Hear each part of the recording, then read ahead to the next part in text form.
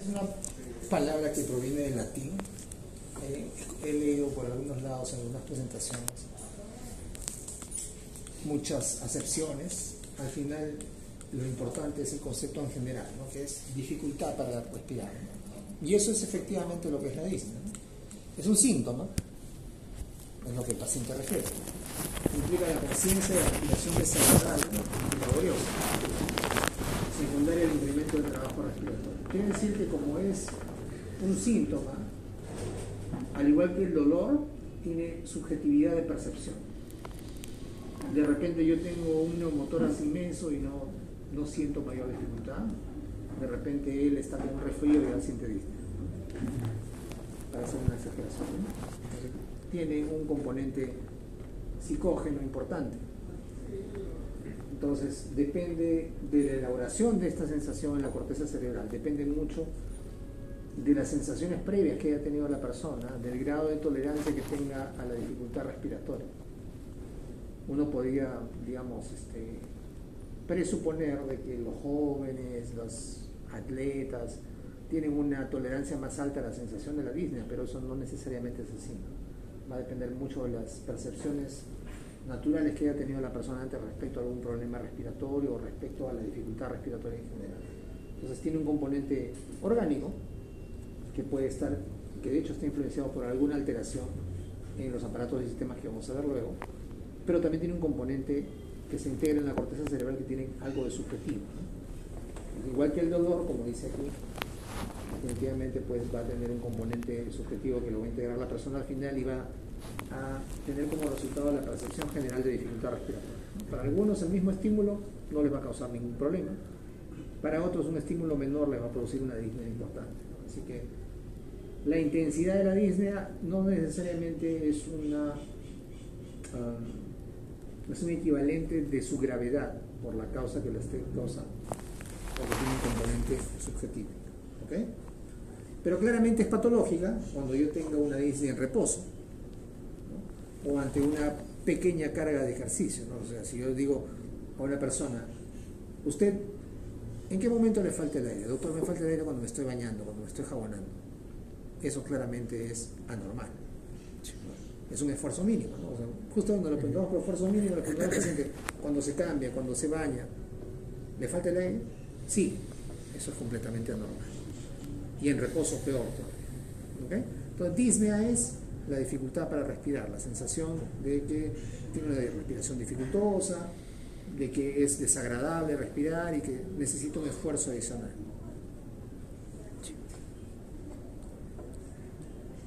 La fisiopatología es un poco más compleja que la del dolor incluso, porque no se conocen las regiones de la corteza cerebral donde se procesa la información responsable de finalmente mostrar el síntoma como tal, ¿no? O sea, sabemos que es en la corteza porque hay un componente de conciencia de la persona, si me falta el aire, ¿no?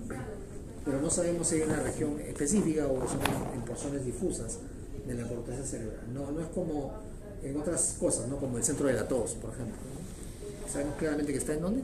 Bulbo orquídea.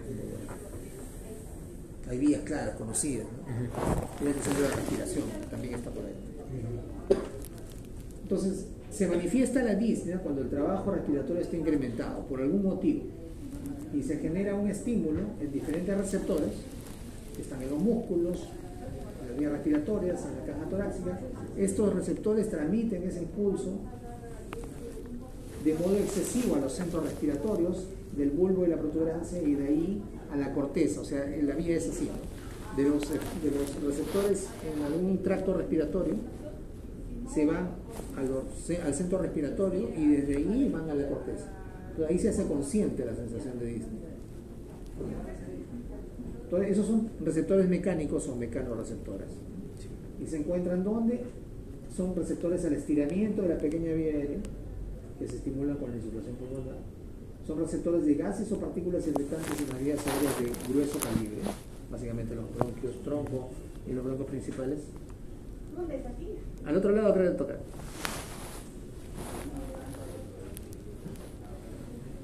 La vez pasada cambiaron de cuadro. Son los receptores que se conocen como receptores J del intersticio, sensibles a la distensión y congestión de vasos pulmonares. O sea, incluso el aumento de presión en los vasos pulmonares va a producir disnea. Y eso es clásico, por ejemplo, en donde aumenta la presión en los vasos pulmonares. Les acabo de contar afuera en la calle. ¿Estamos ahora? No, la vasculatura pulmonar. La insuficiencia cardíaca. Por eso se produce disnea. Solamente con el aumento de presión. El aumento de presión en los vasos pulmonares estimula los receptores J del intersticio y eso va a producir todo el estímulo de la disnea. Solo con el aumento de presión. Bueno, ya si además el aumento de presión lleva a que se escape líquido de los capilares en el intersticio y en el alveolo, entonces ahí vamos a tener disnea por los receptores del intersticio y porque hay agua efectiva en la vía aérea. Y receptores de la pared torácica, ¿no? Receptores que están por todos lados, que son aferentes básicamente del décimo par, como ustedes bien saben, ¿no? El décimo par que está disperso por todos lados. Y eso va a llevar finalmente las vías al centro respiratorio y luego a la corteza, donde se hace consciente la sensación de disnea. Esa es la fisiopatología de la disnea a grandes rasgos, ¿no? Tenemos receptores en el tracto respiratorio, los músculos, la caja torácica, en el intersticio inclusive del pulmón. Y eso va a tomar los estímulos y lo va a llevar al centro respiratorio y de ahí a la corteza para hacer consciente la sensación de disnea. Entonces, desde el punto de vista de la etiopatogenia, las causas agrupadas que producen disnea son estos 5 grupos. La mayoría de la exposición está de la gente, así que ustedes pueden repasarlo ahí. Cuadritos de estos son de la gente. Algunos otros datos he sacado de otro lado que están también ahí. Como siempre está la exposición en las carpetas que ustedes pueden leer en cualquier momento. Son 5, básicamente, los grupos en los cuales podemos nosotros resumir la etiopatogenia de la disnea, o sea, los procesos patológicos que producen disnea. Aquellos procesos que tienen un aumento de los requerimientos ventilatorios, como por ejemplo el ejercicio intenso. Si yo voy a hacer un ejercicio intenso, yo claramente necesito aumentar la cantidad de oxígeno que ingrese en unidad de tiempo. Entonces, la velocidad de consumo de oxígeno es mayor, por obvios motivos, pues, ¿no? O sea, si voy a hacer un ejercicio, necesito que esté en reposo, que no voy a correr una maratón de 10 kilómetros. La hipoxemia o la hipercapnia van a aumentar los requerimientos ventilatorios por motivos sencillos, ¿no? O sea, si yo tengo poco oxígeno circulante, yo necesito aumentar mi trabajo respiratorio. Si hay una menor cantidad de oxígeno porque estoy a 5.000 metros sobre el nivel del mar, yo claramente tengo que aumentar mi trabajo respiratorio. Al aumentar el trabajo respiratorio, los receptores que están en toda la pared torácica, en las vías respiratorias, ¿qué van a hacer?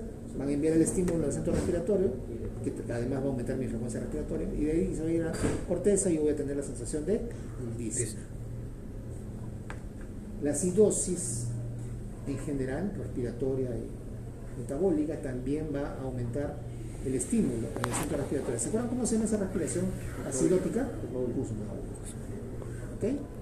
Por eso hay correspondencia exacta entre la acidosis metabólica, básicamente, y el patrón respiratorio acidótico de Kussmaul. Respiraciones profundas, ¿no? La embolia pulmonar, que me va a excluir una porción de pulmón, que va a estar ventilada pero no perfundida, entonces no se va a hacer el intercambio. Efectivamente me va a disminuir la masa de pulmón que intercambia gases y eso va a aumentar el requerimiento del ventilador. La anemia, ¿por qué la anemia me aumenta el requerimiento del ventilador? Porque está llevando menos oxígeno, porque hay menos nivel de hemoglobina. Porque hay menos nivel de transportadores. ¿Okay? Y eso va a aumentar mi requerimiento de ventilador. ¿Se acuerdan que hablamos de que la anemia al principio, bueno, se va compensando, no se siente nada, pero cuando ya empieza a bajar por debajo de 10, donde ya empiezan a haber mecanismos de compensación? 7. 7 es cuando ya está severo y pues yo tengo efectos cardiovasculares, ¿no? Taquicardia, astenia, hipotensión. Pero entre 7 y 10 tengo todo el cortejo típico de la anemia crónica: palidez, cansancio, fatiga, sueño. Ya en casos severos ya va a aumentar la frecuencia respiratoria.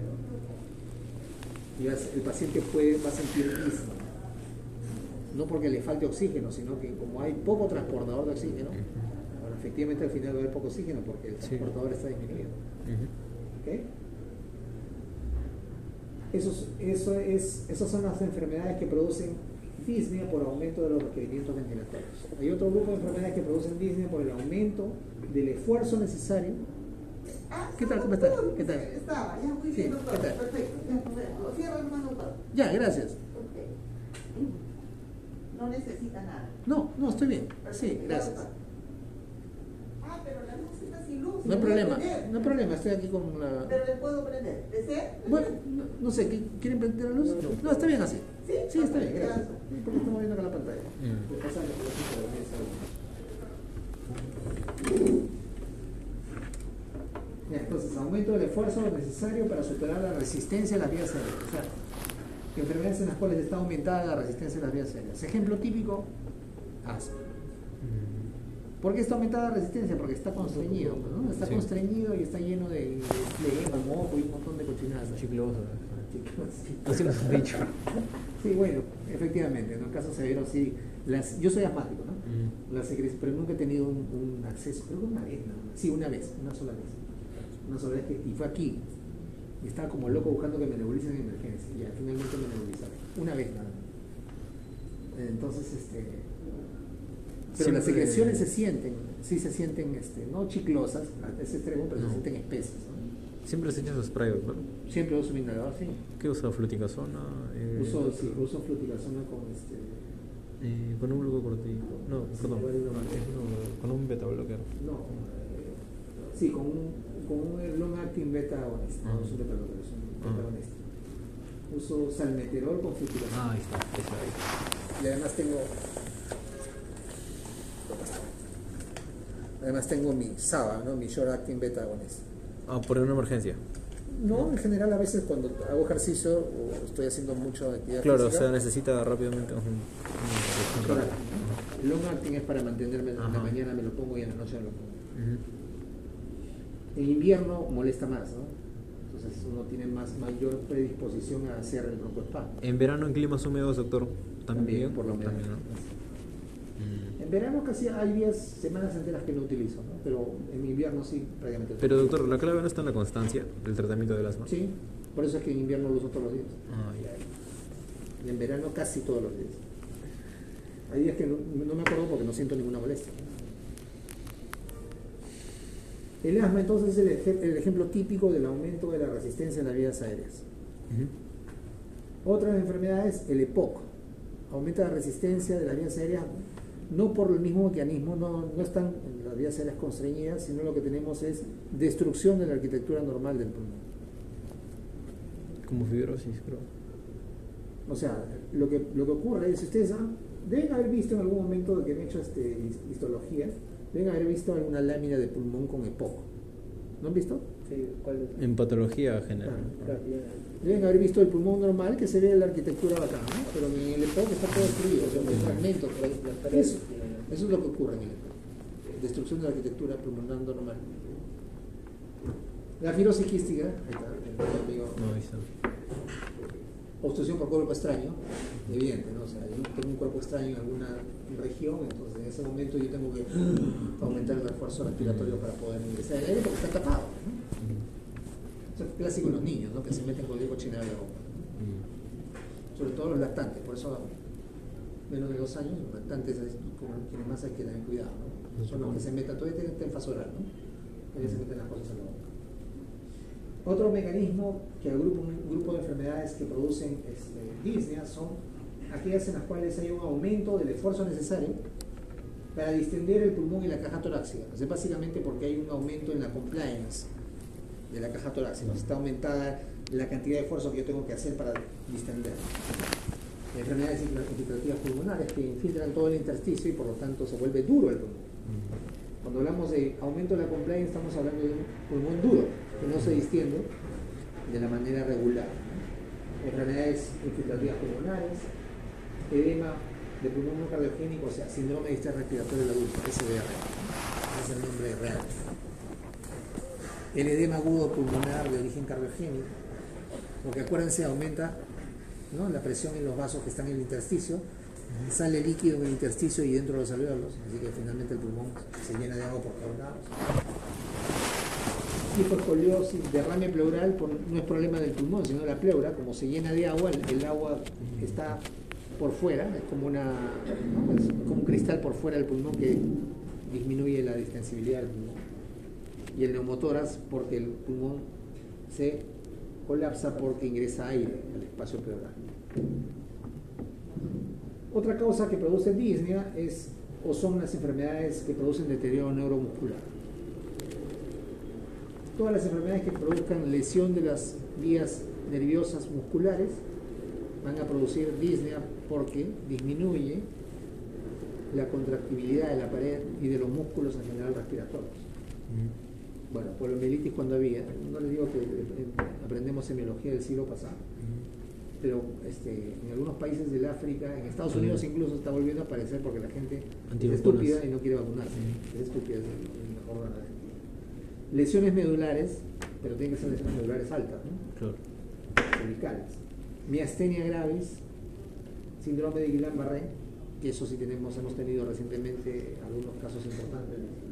Toda aquella enfermedad que produce daño a la unión muscular, así como afecta a los músculos estriados comunes y corrientes, va a afectar a los músculos respiratorios. Las distrofias, que alguien me dice, las distrofias en general. Que les gusta siempre preguntar las distrofias, ¿no? Patrón neuropático, patrón miopático. Cuando hablemos eso de neurología, hay 20 preguntas. Y pueden haber alteraciones psicológicas que modifican el umbral de percepción consciente. Trastorno de la ansiedad. La crisis de ansiedad del paciente tiene o refiere taquicardia, refiere disnea y una sensación de, en algunos casos extremos, ¿no? Sensación de muerte, ¿no? El paciente piensa que tiene un problema cardiovascular y tiene finalmente un trastorno de ansiedad. Ahora, no es lo primero que yo voy a pensar. Cada vez que yo me enfrento, ya les he dicho a ustedes. Cada vez que yo me enfrento a un paciente, no voy a pensar primero que no tiene nada, que está loco, que tiene no. Primero pienso de que podría tener efectivamente un problema somático, evalúo de manera apropiada para descartar de que no tenga efectivamente un trastorno somático y luego al final de haber descartado todo me quedo, pues, ¿no? Ya, no hay nada, no es un patrón regular, no es un patrón lógico, no tiene relación los síntomas unos con otros, entonces ya finalmente es un problema psicogénico, ¿no? Pero es lo último en lo que pienso, ¿no? Pero efectivamente el ataque de ansiedad y el ataque de pánico tiene esa característica clínica, ¿no? El paciente está de repente tranquilo y de un momento a otro, por algún estresante, refiere disnea, refiere taquicardia, sensación de muerte inminente, y puede llegar a la emergencia, ¿sí? Llega taquicárdico, llega disneico, o sea, con taquipnea. Y usualmente la forma de presentación es aguda. O sea, no es un paciente que crónicamente ha ido desarrollando, no, sino de un momento a otro por un estresante, por un factor estresante, que uno tiene que aprender a identificar, ¿no?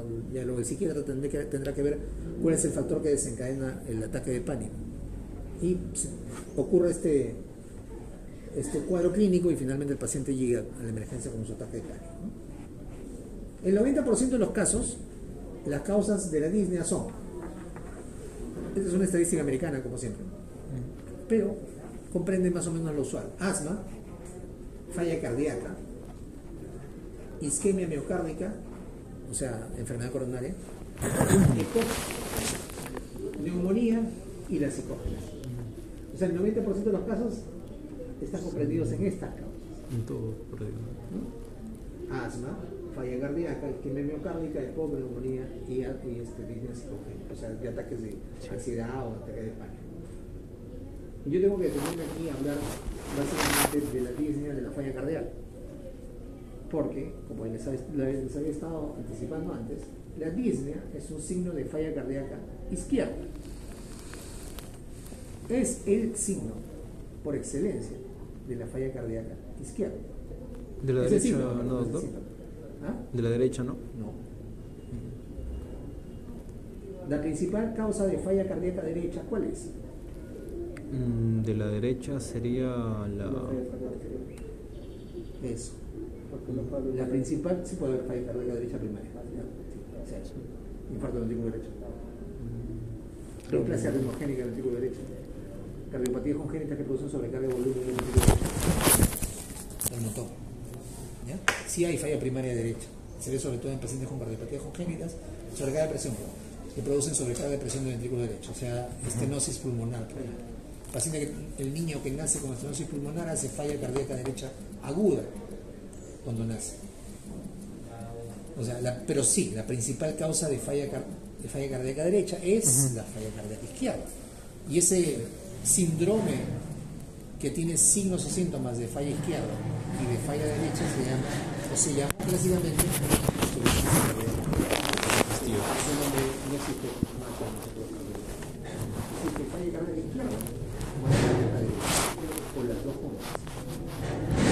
Si yo veo un paciente de falla izquierda que llega a ser signo de falla derecha, significa que hemos dejado que la enfermedad evolucione naturalmente. Si nosotros diagnosticamos falla izquierda agudamente, el paciente viene con disnea. Básicamente viene con disnea. Ese es el síntoma clásico por excelencia de la insuficiencia cardíaca. Disnea. Puede o no tener congestión pulmonar, o sea, puede o no tener crepitantes, sibilantes por la congestión pulmonar, pero disnea es el síntoma capital en la insuficiencia cardíaca con la falla cardíaca izquierda. Doctor, cuando usted diagnostica, por ejemplo, ¿qué pone? Insuficiencia cardíaca derecha No uso la palabra insuficiencia. y fallo cardíaca derecho. Falla cardíaca izquierda o derecha, aguda, crónica. En las guías de práctica clínica se habla de falla cardíaca aguda o falla cardíaca crónica agudamente descompensada, ADHF, acute decompensación del heart failure, o falla cardíaca crónica, CHF, chronic heart failure. Esos son los términos que manejamos en la guía de práctica clínica actual, hace mucho tiempo. No se habla de insuficiencia cardíaca congestiva, eso de los libros de medicina. Eso le siguen enseñando a los alumnos, lo cual me parece un crimen, ¿no? No es así no funciona. Ese es el cuadro clínico mezclado, decimos de cada derecha y izquierda, como digo, porque la gente nadie lo trataba. Le daban digital que no sirve para nada. Por eso se veía esos cuadros. Esos cuadros ya no se deberían ver. Yo supongo que se ven en algunos casos. Afortunadamente no lo hice. Seguramente que sí. Afortunadamente ya no lo vemos mucho. Porque intervenimos antes. Y eso aplica para todas las enfermedades, como ya les he dicho, ¿no? O sea, ya no vemos signos y síntomas clásicos que están descritos en la ley, que siguen ustedes aprendiendo y que nunca van a ver. No, la disnea en la insuficiencia cardíaca o en la falla cardíaca izquierda es el síntoma capital. Es el síntoma que da la orientación al diagnóstico. No hay un paciente que tenga insuficiencia cardíaca aguda o crónica que no tenga disnea. Cuando el paciente tiene insuficiencia cardíaca crónica que va progresando con el tiempo, empieza, como Fernanda decía hace un momento, empieza con disnea a grandes esfuerzos, luego progresa a moderados esfuerzos y finalmente a pequeños esfuerzos o reposo. Esa es la historia natural de la disnea del paciente con insuficiencia cardíaca. Así se va a presentar. El lapso de tiempo en el cual esto evoluciona depende de la causa que produce la insuficiencia cardíaca. Si es una miocarditis, que es un proceso agudo, en días va a presentar los síntomas progresivos. Si es una enfermedad coronaria que produce disminución de la fracción de eyección del ventrículo izquierdo, seguramente que va a demorar meses. Depende de la causa. O sea, no esperen nuevamente encontrar lo que dicen, ¿no? Que 100 meses, no, pues solamente en el caso de la insuficiencia cardíaca crónica congestiva, el libro que tenía el paciente que tenía enfermedad coronaria y que nunca sabía, ¿no? Que estaba años y años con el ventrículo, con la DA tapada y el ventrículo funcionando así y nadie sabía.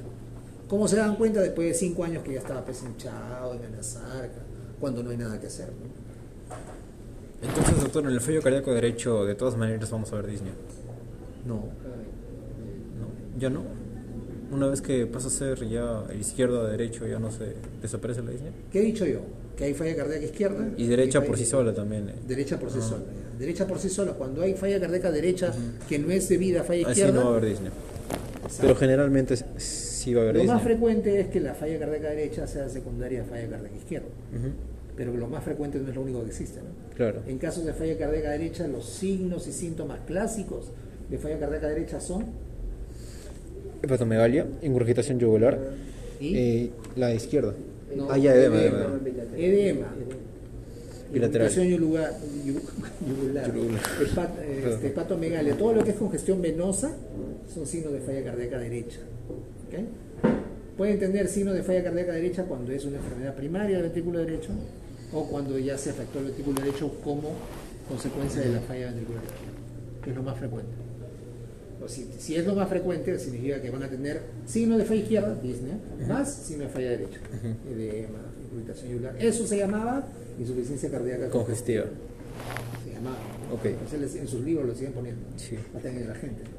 Porque ese es el enfoque de los internistas, de los médicos Sí. generales de la enfermedad cardiovascular, que no es el mismo. Tenemos los cardiólogos. Entonces, en realidad no es así, ¿no? El paciente puede tener solo falla izquierda y tiene solamente disnea. Puede tener solo falla derecha y va a tener edema, va a tener irritación yugular, hepatomegalia, signos de congestión venosa en general. Por ejemplo, un paciente que tiene un TEP masivo y hace infarto del ventrículo derecho, va a hacer signos de falla derecha, crónicamente, sin tener nada en el lado izquierdo. Un niño que nace con una cardiopatía congénita que produce sobrecarga de presión en el ventrículo derecho, por ejemplo, una estenosis pulmonar severa, un Fallot, ¿no? Que tiene estenosis pulmonar como parte del complejo de Fallot, que ahora ya no se llama tetralogía, sino se llama complejo de Fallot. ¿A ustedes le siguen enseñando como tetralogía? Sí, tetralogía. Puede tener tres cosas y tiene Fallot todavía, y no es tetralogía. Se llama complejo de Fallot. Ya, entonces, un niño que tiene complejo de Fallot y tiene estenosis pulmonar, que es el componente principal del Fallot, va a hacer una falla cardíaca derecha aguda. Va a ser congestión venosa, puede o no ser edemas, y tiene que tratarlo agudamente por falla derecha sin tener nada en el ventrículo izquierdo. Y puede ser el paciente ese que vive en la sierra, en el cerro, y nunca vio un médico, que se infartó y nunca se enteró, y que después de varios años desarrolla signos de insuficiencia cardíaca congestiva, tiene signos de falla izquierda y falla derecha. Cuando yo vea esas dos cosas, yo voy a decir, seguramente hizo falla izquierda y por eso tiene progresión en el tiempo y por eso tiene ahora signos de falla izquierda y falla derecha. Y seguramente que no me voy a equivocar. ¿Ok? ¿Otra pregunta más? Que así, digamos, a grandes rasgos. No vamos a hablar más en detalle cuando nos toque el otro segmento. Pero lo primero que tienen que tener ustedes es la idea de cómo uno debe conceptuar la insuficiencia cardíaca o la falla cardíaca. No es como se los han dicho, no es la insuficiencia cardíaca congestiva, no. Anatómica y fisiológicamente son distintos el ventrículo izquierdo del ventrículo derecho. Tienen funciones distintas. Sí. Estructuralmente son distintos. Uno es un ventrículo más grueso, soporta más presión, el otro soporta menos presión. Uno responde bien a la sobrecarga de presión, pero no a la sobrecarga de volumen, se dilata. El otro responde bien a la sobrecarga de volumen, pero no a la sobrecarga de presión, se dilata. Son distintos completamente. ¿Okay? Entonces, el 90% de los casos, repito, esto es una clave diagnóstica, ¿no? El 90% de los casos son asma de disnea, ¿no? Son asma, insuficiencia cardíaca, isquemia miocárdica, EPOC, neumonía y psicógeno. Sí. ¿Okay? Esta es la referencia. Y entonces, ¿cómo nos aproximamos semiológicamente a la disnea? Oye, son las 9:40. Está bien, hemos discutido bastante. Sí. Voy a aprovechar para... ¿Está claro? Sí, doctor. ¿Así les han enseñado disnea en su clase? No. ¿Ha sido más corto? Sí. Creo que era... Y estábamos haciendo varios. ¿Qué? Estábamos haciendo varios en esa clase. No ¿Está? solamente Disney, sino Sí, también pues. lo del viernes. Claro. Que si no me peguen mal, no. Creo que era Disney, cianosis y no sé qué miércoles más. De cianosis vamos a hablar un poco mañana, porque en realidad es más importante Disney que cianosis. Cianosis casi no van a ver. Anemia. Y hablamos plenamente. No, o sea, cianosis por anemia también se podría dar. Cianosis por anemia, no, o sea, no, porque son mecanismos distintos. La cianosis es por aumento de qué? Aumento de... ¿No es por disminución de oxígeno más bien? No, eso es hipoxia. Cianosis. Hay cianosis central y cianosis periférica. Hasta por vasoconstricción en la cianosis. Esa cianosis, creo que la central está involucrada en mucosas y la periférica no está. En cosas, ya, vamos a hablar mañana en detalle. ¿Ya? Entonces deben tener claro el fenómeno fisiopatológico. En la disnea ya sabemos que hay alguna alteración o en el árbol respiratorio, básicamente, ¿no? En los mecanorreceptores del árbol respiratorio que van a finalmente producir un estímulo hacia el centro respiratorio y hacia la corteza. Entonces, como hay un estímulo que va al centro respiratorio, vamos a ver de todas maneras alteraciones en la respiración, en el patrón respiratorio. Y ahorita vamos a ver cuáles son. Eso es lo que yo marcando.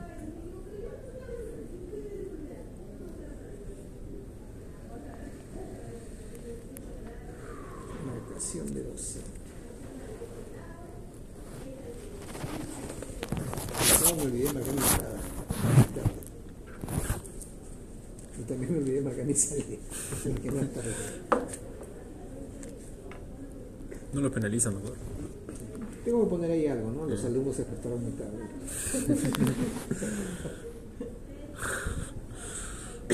No.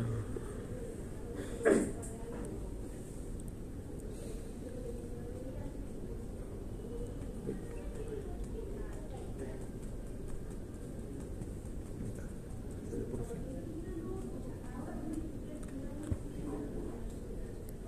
Ya, entonces, en el estudio de la disnea, en la anamnesis debemos prestar atención a algunos puntos importantes, ¿no? En el Argente hay hasta 3 capítulos en los cuales se habla de disnea. ¿Cuál es el que está mejor explicado? El primero, que es el capítulo 15, si no me equivoco, y donde más hay información relevante en el capítulo 36, creo que es donde está ya la parte de respiratorio. O sea, de lectura obligatoria los 2 capítulos, ¿no? De ahí, de ambos lados he sacado la información, y de otros lados también donde está marcado. Entonces, los antecedentes son importantes en el paciente que tiene disnea. Debo yo averiguar si el paciente tiene ya un diagnóstico de POC, debo averiguar si es asmático, porque ante un paciente que viene a la emergencia con roncantes y sibilantes, lo primero que yo preguntaré, ¿ya tenías, no? ¿No? Sí, usas, ya está bien. Mi primera opción es que tiene una crisis asmática, ¿no? Si el paciente tiene enfermedades neumológicas crónicas, si tiene enfermedad pulmonar intersticial o fibrosis pulmonar en general, si tiene enfermedad cardiovascular conocida, o sea, si ha tenido infarto del corazón, si tiene diagnóstico de insuficiencia cardíaca o tiene factores de riesgo cardiovascular. ¿Por qué? Porque puede debutar con un problema de disnea haciendo insuficiencia cardíaca aguda, una falla cardíaca aguda. Por ejemplo, si viene, si llega a la emergencia un paciente de 70 años, ¿ya?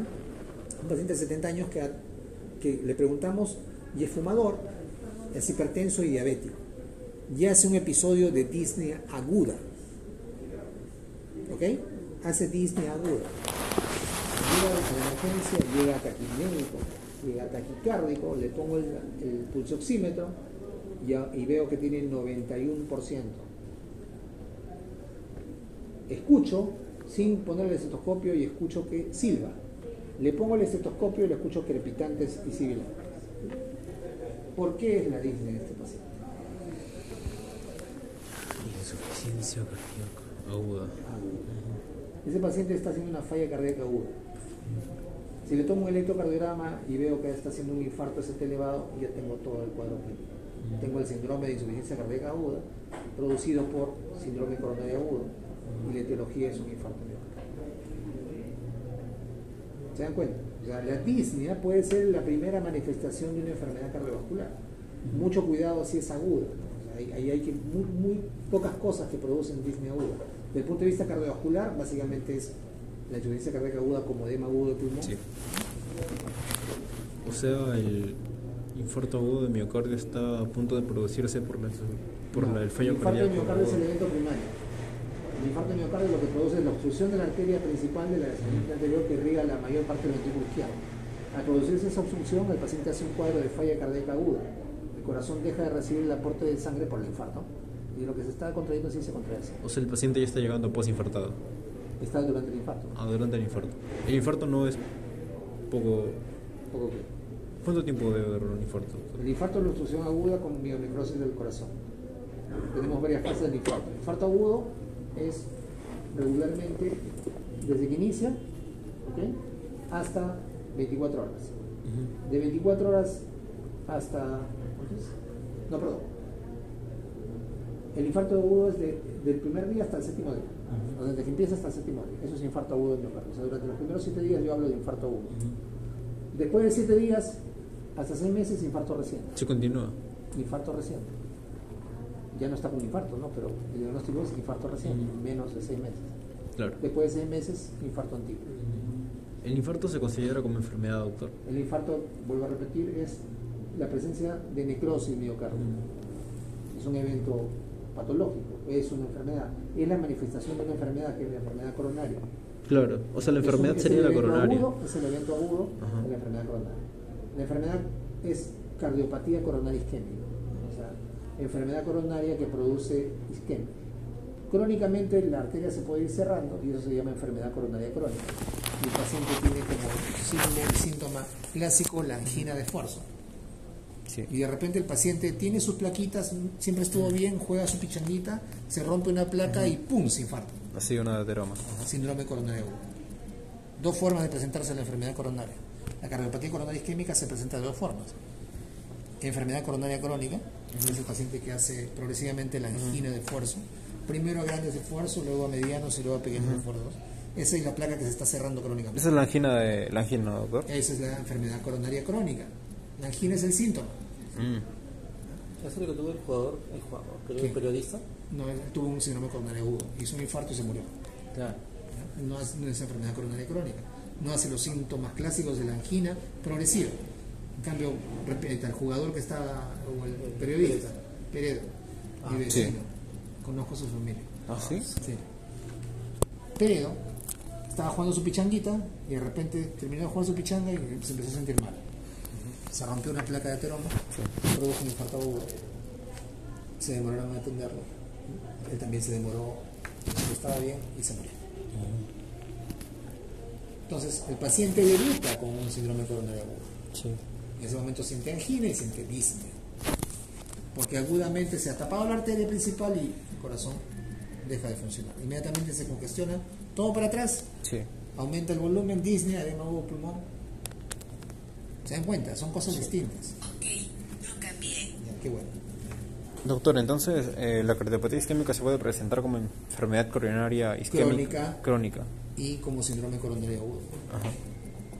¿Así les decía? Sí, si no me equivoco, sí. ¿Sí? Sí. Porque si lo entienden de otra manera está mal.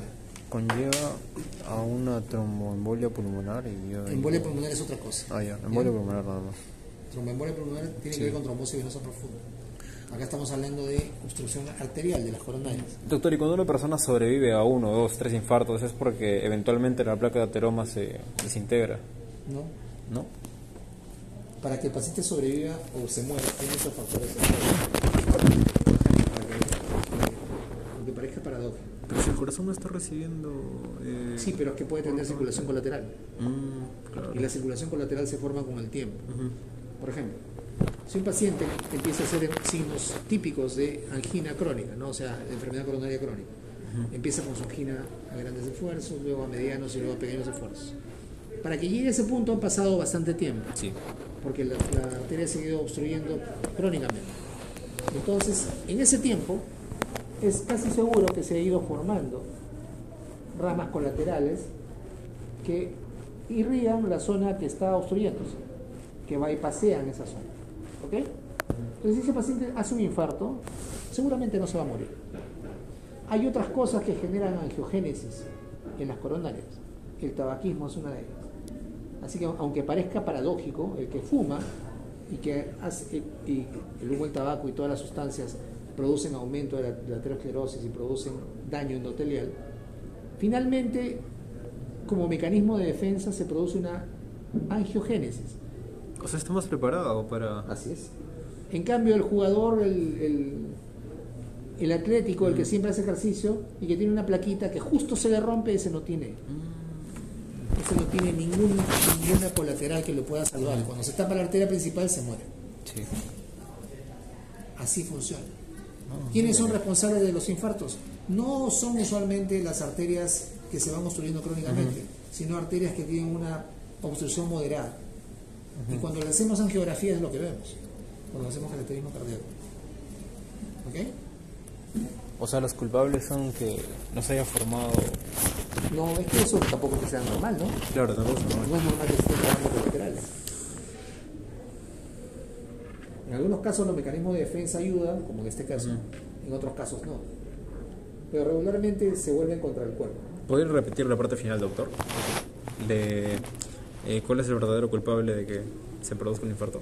El verdadero culpable, es que no hay verdaderos culpables, no estamos en un juicio de quién es más culpable o menos culpable. Hay muchos factores responsables de la enfermedad aterosclerótica. O sea, si tú quieres decir cuál es el culpable, la enfermedad aterosclerótica. ¿Cuáles son los determinantes de la enfermedad aterosclerótica? Los 4 mayores: hipertensión, diabetes, tabaquismo y dislipidemia.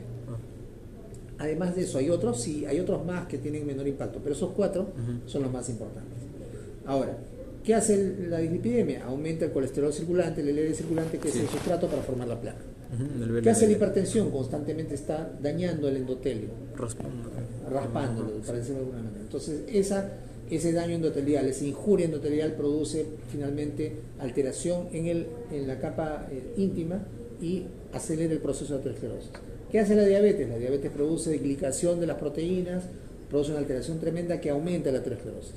O sea, al final el fenómeno patológico subyacente de la enfermedad coronaria es la aterosclerosis. Y el tabaquismo puede conllevar a la hipertensión también y hacer un círculo vicioso.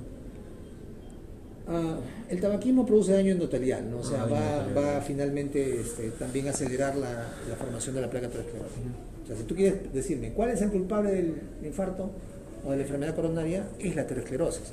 Pero la aterosclerosis se produce por varias causas y por varios determinantes. Los 4 principales, que son justamente los 4 factores de riesgo, son los que les acabo de decir.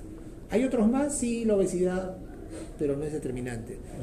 La apoproteína B aumentada también, pero eso no medimos de manera determinante. La lipoproteína A también.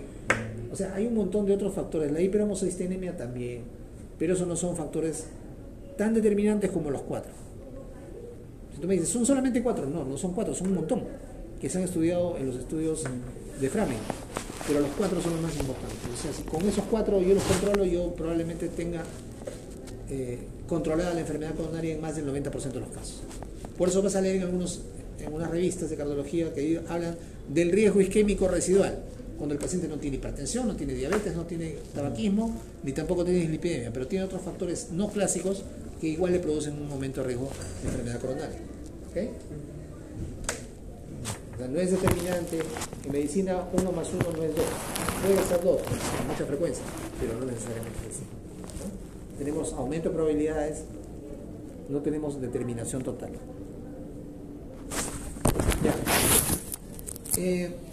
Es importante también en la anamnesis del paciente con disnea preguntarle cómo expresa él la disnea. Una cosa, algunos pacientes dicen que sienten sofocación o ahogo.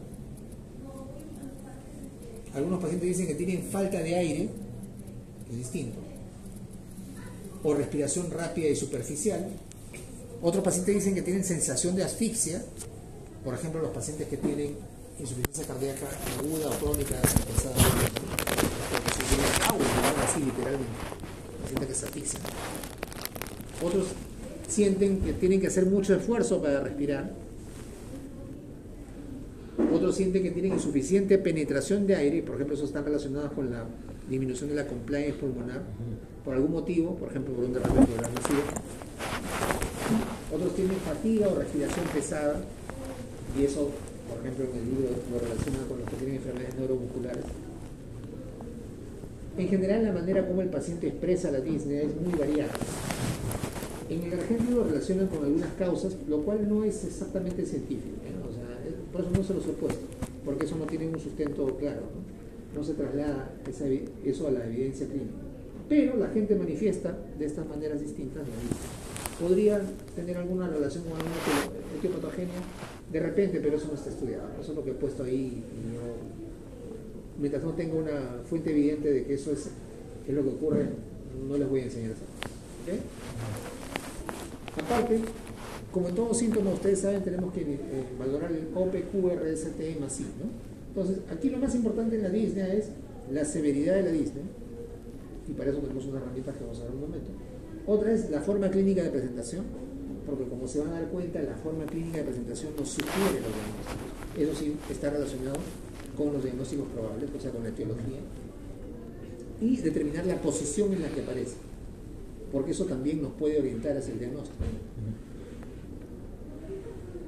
Y entonces, para valorar la severidad de la disnea hay varias herramientas.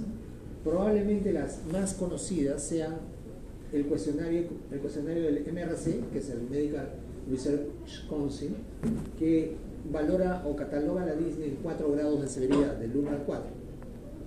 En el 1 es caminar deprisa en un terreno plano subiendo una cuesta ligera, y en el 4 es falta de aire con solo vestirse o levantarse, que es muy parecido a probablemente la escala de disnea más conocida y utilizada en el mundo, que es la escala de NYHA, ¿no? De la New York Heart Association, Sí. que en realidad se aplica más a la disnea de origen cardíaco, pero puede utilizarse como una herramienta para valorar la severidad de la disnea en cualquier tipo de etiología. Que nuevamente, cuando yo digo clase funcional o NYHA 1, me estoy refiriendo, por ejemplo, a que el paciente presenta disnea cuando realiza grandes esfuerzos. Correr, subir varios pisos de escalera, deporte, o sea, en general, grandes esfuerzos. Cuando yo digo NYHA o clase funcional 2, estoy hablando de un paciente que presenta disnea cuando realiza esfuerzos moderados. Caminar, correr un breve trecho, subir un piso de escalera o menos, o 2 cuadras, 200 metros, es un grado 2. El grado 3, un NYHA 3 o clase funcional 3 o grado 3, es cuando el paciente presenta disnea cuando realiza esfuerzos ligeros. Lavarse, vestirse, hablar o comer. ¿Cierto? Y la disnea NYHA 4, clase funcional 4 o grado 4, cuando el paciente presenta disnea en reposo. ¿Ok? Esta es la clasificación, repito, probablemente más usada. Ha nacido como una clasificación para valorar la severidad de la disnea de origen cardíaco. Sin embargo, se sigue utilizando no solamente para la disnea cardíaca, sino para disnea de cualquier origen. ¿Ya? Podemos usar cualquiera de las dos, la MRC o la... ¿Qué más hemos dicho que es importante valorar cuando uno hace la anamnesis de la disnea, la forma clínica de presentación? Porque si la presentación de la disnea es súbita, brusca o paroxística, tenemos pocas causas que ocurran que pueden producir esa disnea. Síndrome coronal agudo. ¿Se acuerdan de ese momento de lo que se hablé? Bien. Rotura de una cuerda tendinosa alveolar cardíaca por esquema, que es raro pero ocurre. Espontáneo por endocarditis infecciosa, que ya no tenemos. Insuficiencia cardíaca aguda. Produce también asma cardíaca. Edema agudo de pulmón. Crisis de asma bronquial. También va a producir disnea súbita. Tromboembolismo pulmonar va a producir disnea súbita. Es más, en la forma de presentación del tromboembolismo pulmonar, ¿no? Paciente que está tranquilo, tiene algún antecedente de importancia, de repente disnea súbita más dolor torácico, con o sin hipoxemia, ¿no? Porque depende del grado del vaso que se tromboemboliza. Neumotórax también va a tener disnea súbita, sea espontáneo o sea provocado. Un paciente que le estoy poniendo una vía, pulso de repente, ya puse todo. Disnea súbita, estos son los diagnósticos más frecuentes y casi los únicos. No se olviden, cuando hablamos de acá, hablamos de falla cardíaca aguda, de todas las causas de falla cardíaca aguda. Edema agudo de pulmón, hablando de causas de falla cardíaca aguda, hay como 7 causas de falla cardíaca aguda. El edema agudo de pulmón es una de ellas, la crisis hipertensiva es otra, la falla cardíaca primaria del ventrículo derecho es otra, el shock cardiogénico es otra causa. Hay 7 causas, 3, 4 más.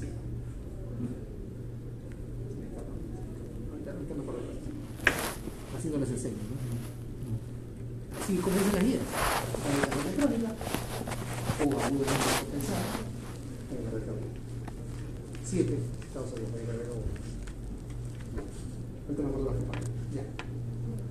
Si hay disnea progresiva o instalación en semanas o meses, ahí tenemos diversidad básicamente de enfermedades pulmonares, EPOC, enfermedad pulmonar intersticial difusa, o sea, fibrosis pulmonar, asma bronquial también, que no está tratada, ¿no? Y también la falla cardíaca, pero la crónica, la que va progresando. ¿Ok? Fíjense ustedes, teniendo la forma de presentación de la disnea, yo puedo ya circunscribirme a un grupo de diagnósticos. O sea, para esto sí me sirve la forma que hay de presentación. Además, yo debo preguntar si la disnea es de esfuerzo, porque esa disnea puede ser progresiva y está relacionada usualmente con insuficiencia cardíaca crónica. También, ¿quiénes hacen disnea de esfuerzo progresiva? EPOC. ¿Quiénes hacen disnea de esfuerzo progresiva? Anemia. La obesidad que tenga apnea del sueño. Ascitis o alteración de la caja torácica. Ellos van a hacer disnea de esfuerzo que es progresiva. Disnea de reposo está asociada con problemas agudos, nódulo pulmonar, embolia pulmonar, neumotórax. La presencia en un paciente, lo que les decía hace un momento, la presencia en un paciente que no refiere disnea progresiva, ¿no? O disnea de esfuerzo, y que hace disnea aguda y no tiene nada relevante en el examen físico, me puede hacer pensar en una disnea psicogénica, relacionada o con un trastorno de ansiedad o con una crisis de pánico. Pues típico, ¿eh? Hacen disnea aguda, disnea de la mitad de la sensación de muerte. La alteración de la función vital es importante. Trastorno psicogénico. ¿Ok? Otro punto importante es la posición en la que aparece. Este es el mejor gráfico que he encontrado. La verdad también fue dibujo, pero es lo mejor que he encontrado. ¿Ok? Y entonces la disnea toma nombres distintos dependiendo de la posición que aparece. Ortopnea es cuando el paciente tiene disnea cuando está echado. ¿Ok? Eso está relacionado clásicamente con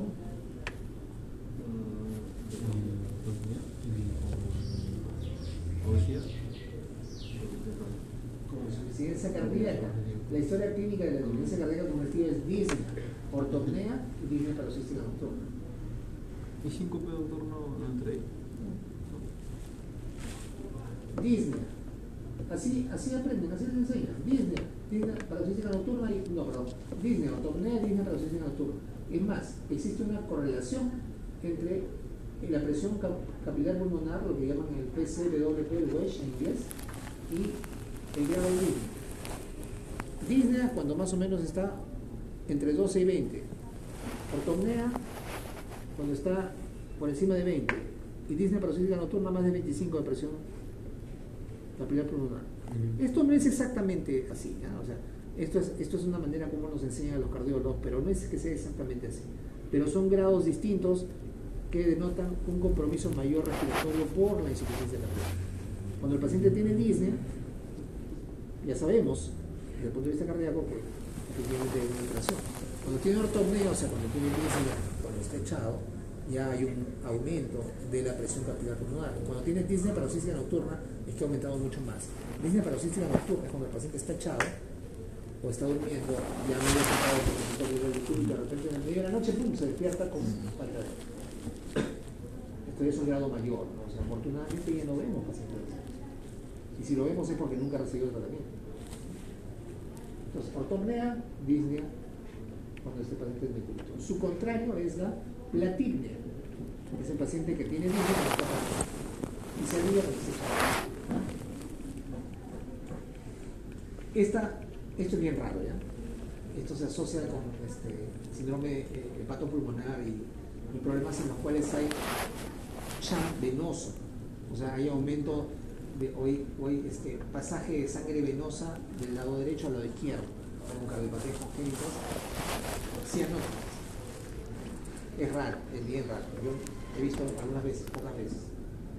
Otros tipos de disneas son, por ejemplo, la tripopnea, que es la disnea en decúbito lateral. Esto típicamente ocurre cuando el paciente tiene derrame de Enferma del lado del pulmón que está afectado. Exacto.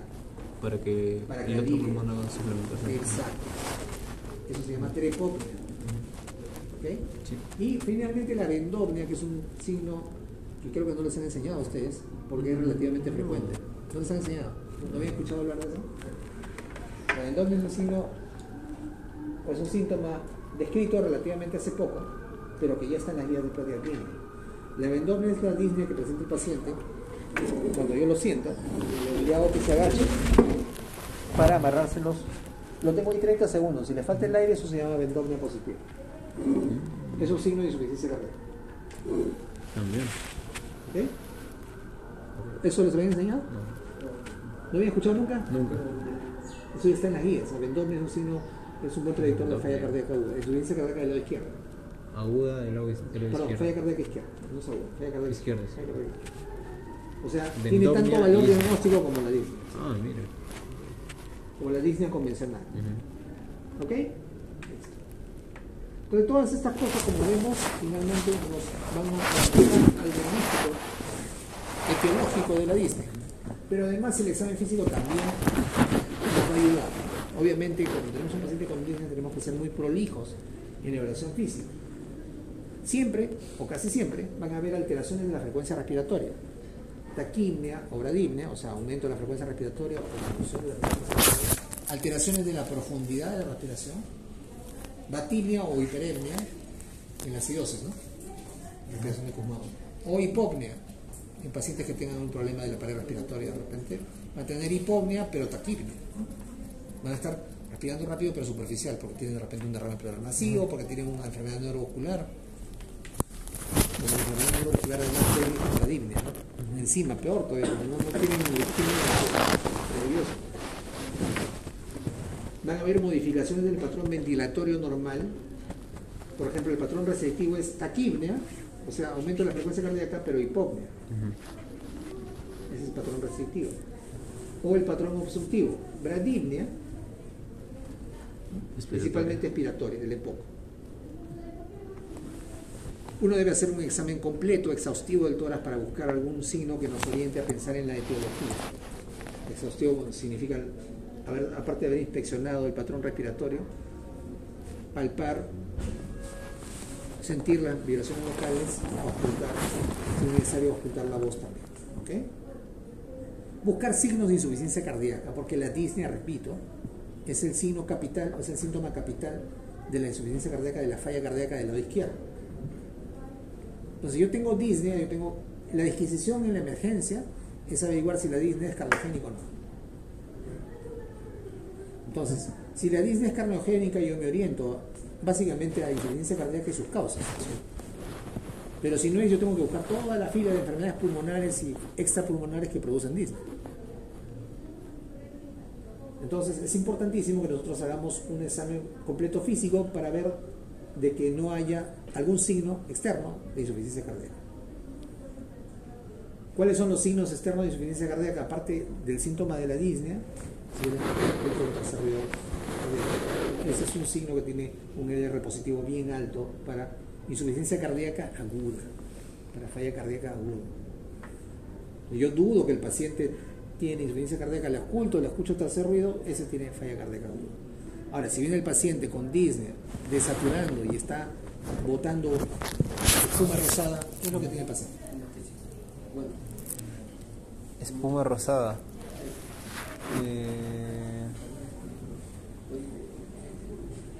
¿Podría repetir disnea, espuma rosada y qué más? Está desaturando, está con 90 de saturación. Está botando espuma rosada.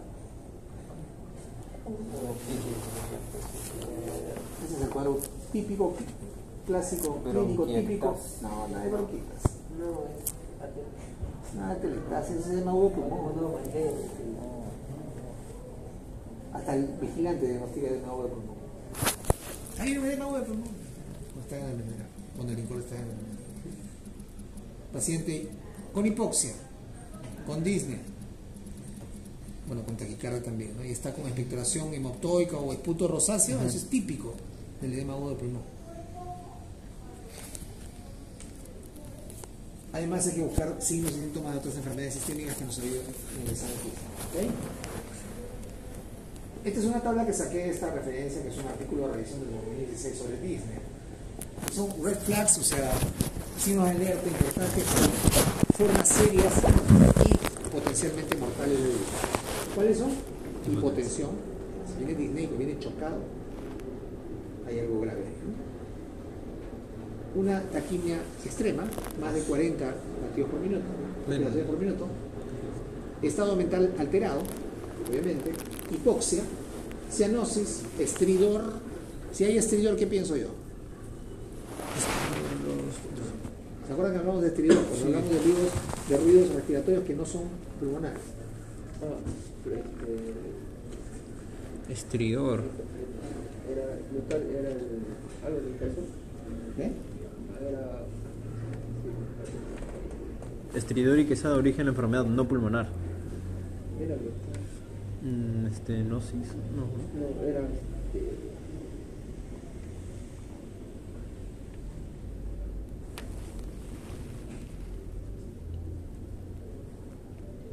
Estridor era de tos ferina. Una tos fuerte sería.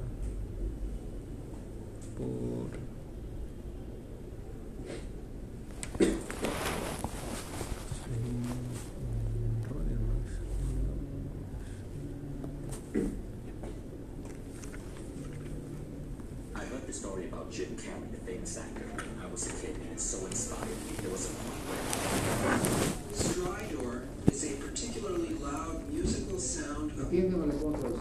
No hay traducción. Los subtítulos no, No hay. en inglés. Tú lo sabes. Sí, sí entiendo más o menos. Debería ustedes haber aprobado por lo menos de uno. constant pitch. Listen to this example of stridor Eso es un in a estilo. child with croup. En un niño, dice. Ajá. Como una sibilancia. Eso es un estridor laringio. Cuerpo extraño, grupo. Todo es vía respiratoria Except extraterrestre. its intensity distinguishes stridor from a monophonic wheeze to the ear. Stridor comes from obstruction of central airways such as the trachea or larynx. El estridor viene de la obstrucción de la vía aérea superior, tráqueo-laringe, para diferenciar de un silbido monofónico, ¿no? De un pitido, de un sibilante monofónico. Wheezing is produced in more peripheral airways. Más adentro. Listen again to stridor. Otra vez el estridor.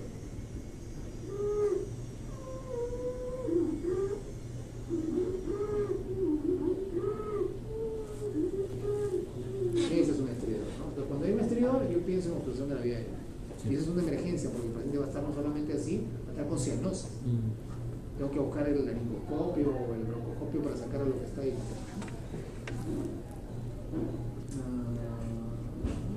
Ya, eso es lo que... Después vamos a regresar a esto. Exterior del cuerpo extraño. No puede ser por laringitis o... Por club puede ser el niño, ¿no?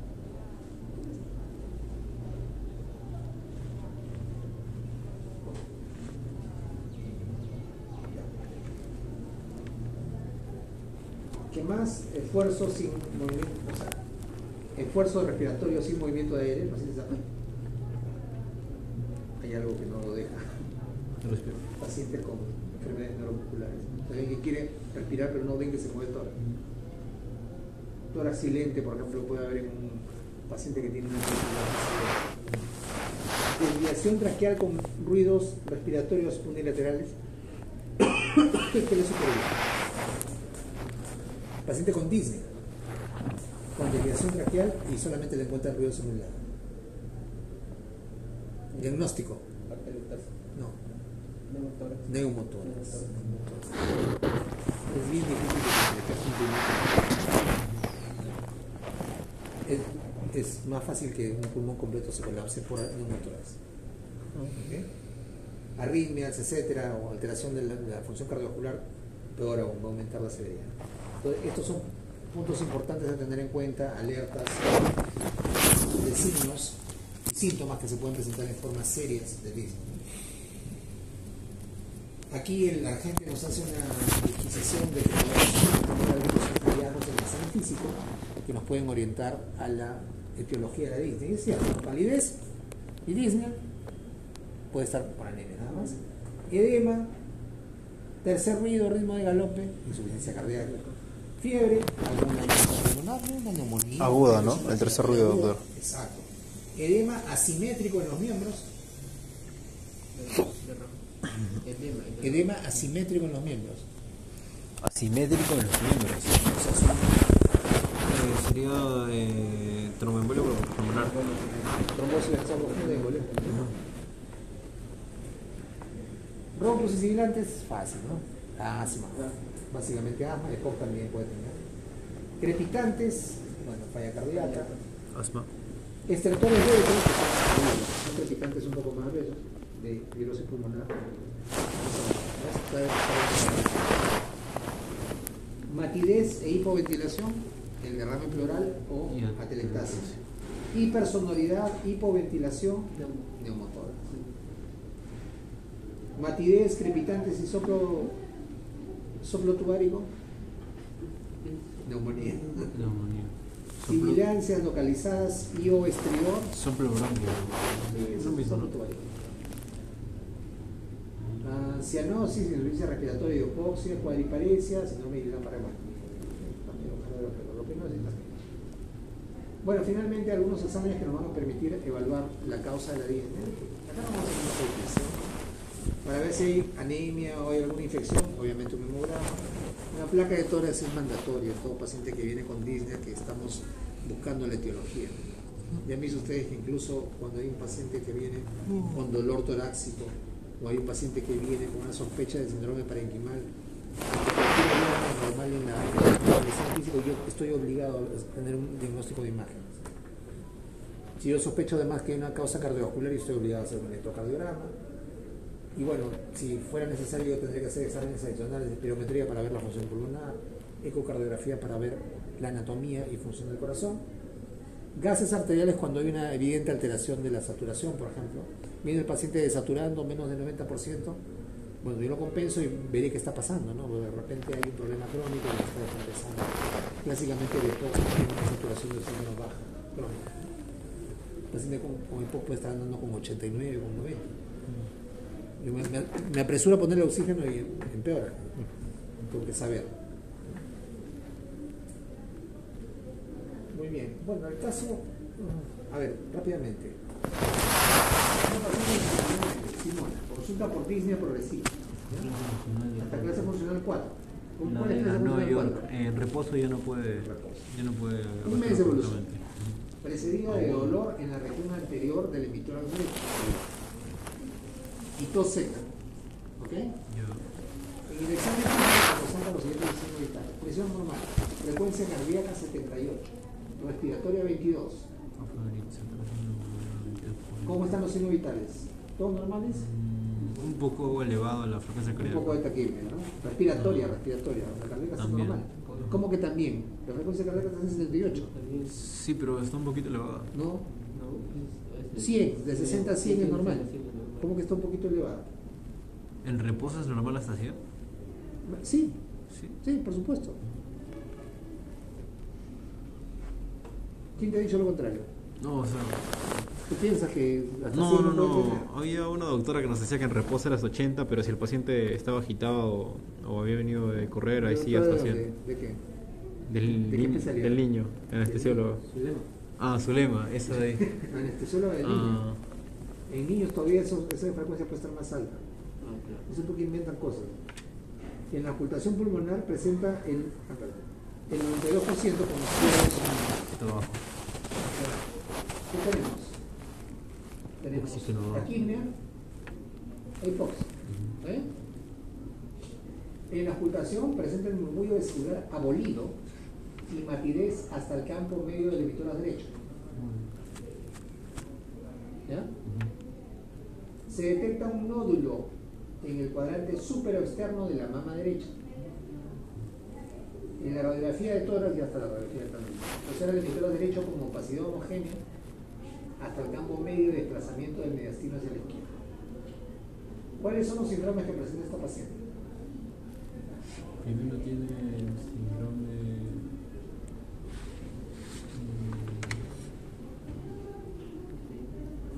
Entonces es un síntoma, no es un síndrome. Bueno, no hemos hablado de este síndrome, lo íbamos a hablar esta semana, pero tiene dolor torácico, tos seca, tiene un nivel de velamiento pulmonar, o sea, de opacidad pulmonar.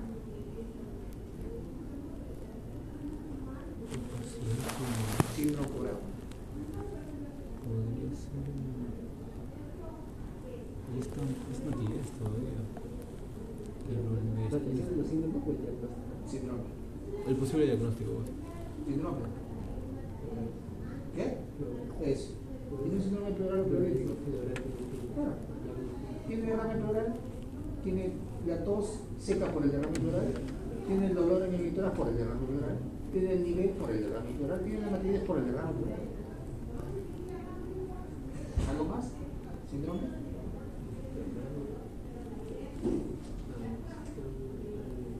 Bueno, tiene hipoxia, tiene disnea, tiene taquipnea.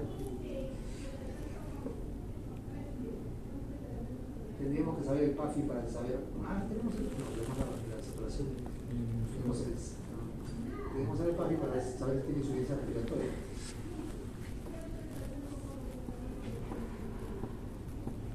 Tiene desplazamiento de mediación izquierda, tiene un ganglio, tiene un nódulo en el cuadrante superoexterno de la mama derecha. O sea, tiene un tumor normal, síndrome tumoral. ¿Qué dato del examen físico puede tener vinculación con su etiología? La etiología del derrame. La materia es. ¿Qué dato del examen físico puede tener vinculación con la etiología del derrame? ¿Qué sospechan ustedes? Cáncer de mama metastásico con derrame pulmonar. Ese es el tema.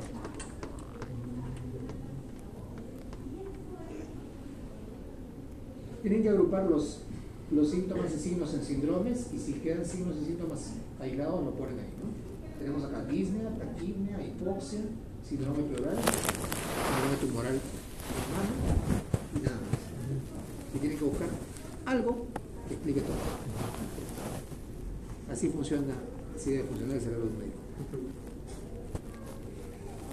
Con el tiempo se van a acostumbrar, pero estos casos, que hay montones en la parte, revisen, ¿no? Pónganle un papel abajo para que no vean todo ello, piensen y escriban signos, síntomas, síndromes, y luego empiezan a lanzar los diferenciales y ordénenlos en orden de prioridad. Así tiene que funcionar su cerebro, de otra manera no van a llegar al diagnóstico. ¿Ok? ¿Alguna pregunta respecto a disnea? ¿Está bien? ¿Es suficiente para ustedes? ¿Ha sido suficiente la información?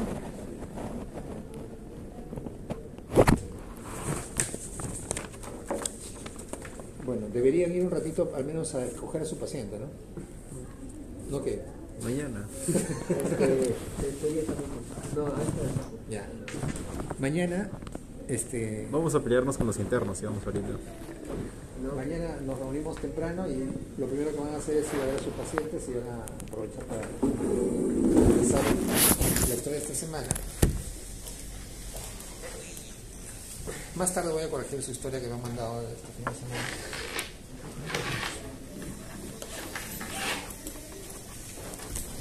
Y mañana vamos a hablar de síndrome intersticial y un poco de... que a propósito lo hemos dejado para terminar porque la verdad que no es relevante. Es más frecuente que vean siendo